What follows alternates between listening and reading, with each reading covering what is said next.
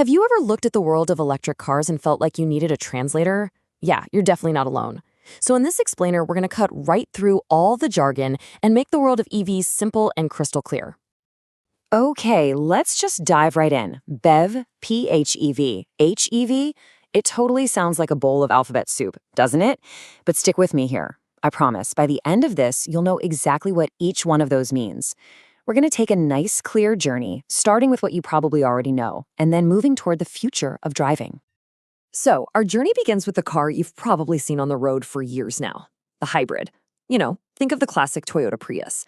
This is really the tech that first introduced a lot of us to the whole idea of having an electric motor in our cars. So, what is a hybrid electric vehicle, or HEV, exactly? Well, it's pretty simple. It's got a traditional gas engine. We'll just call that an IC, for internal combustion engine. And it also has an electric motor. Now, the key thing to remember here, you never plug it in. The battery charges itself, partly from the gas engine, but also using this really clever trick called regenerative braking. Basically, it just recycles the energy that's normally lost when you hit the brakes. Pretty cool, right? The biggest reason people love HEVs is the convenience. You get much better fuel economy and lower emissions than a regular gas car, but your habits don't have to change one bit. You still fill up at the gas station just like always, and you never have to worry about finding a charging station. It's about as seamless a first step as you can get. But of course, there are trade-offs. That electric motor is really just there to assist the gas engine, not to take over. And that means its electric-only range is, well, it's tiny. At the end of the day, it's still a car that is 100% reliant on gasoline to get you where you're going. Okay, so let's take the next step on our little journey. We're now moving on to the plug-in hybrid, or PHEV. I want you to think of this one as the bridge that connects the familiar world of gas cars to the all-electric future. A PHEV also has a gas engine and an electric motor, just like a regular hybrid, but it comes with one game-changing difference. You can actually plug it in to charge the battery. This simple fact gives it a much larger and frankly more useful all-electric range than a standard hybrid. And this is where you really see that best of both worlds appeal. For instance, if your daily commute is, say, under 30 or 40 miles, you could drive on pure electricity all week long and maybe not use a single drop of gas. But what about that long road trip? No problem.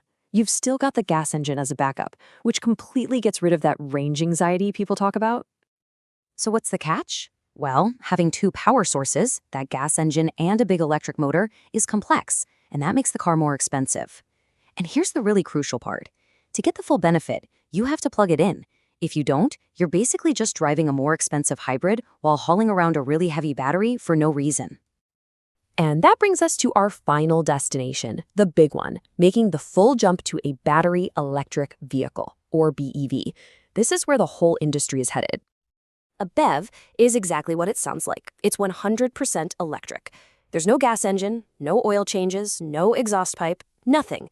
It's powered only by a big battery that you charge up, kind of just like your smartphone. Think Tesla.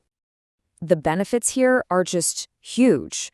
I mean, you get zero tailpipe emissions, which is absolutely fantastic for air quality.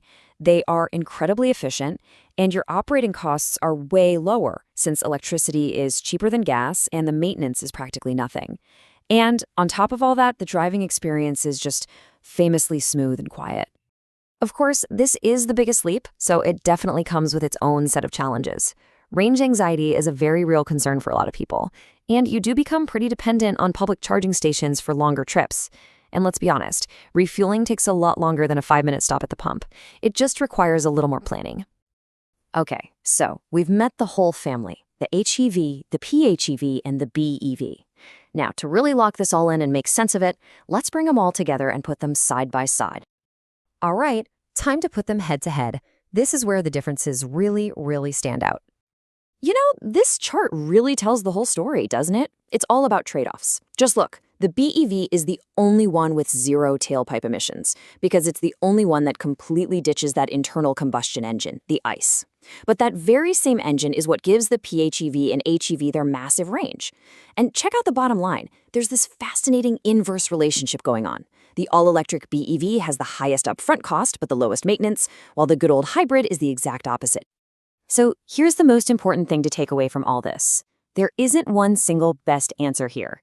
It's not about which car is superior overall, but about which one is the right solution for a specific person's needs. Each of these is just a different stop on the road to more sustainable transportation.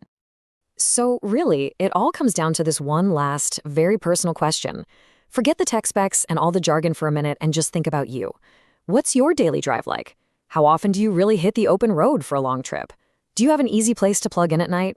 Answering those simple questions, that's how you'll find out which one of these powertrains is the perfect fit for your life.